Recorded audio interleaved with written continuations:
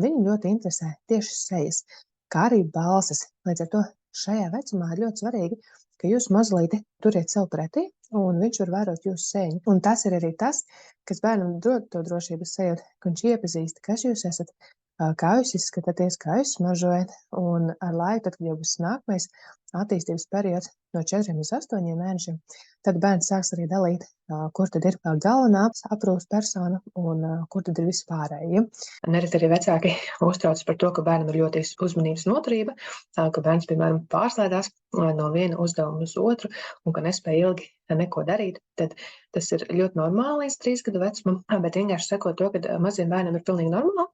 ka viņiem uzmanības noturība ir īsāka un kad viņi tik ilgi nekoncentrējas uz kaut kādām lietām. Un šajā vecumposmā var sagaidīt, ka bērniņš varēs 5-9 minūtes koncentrēties,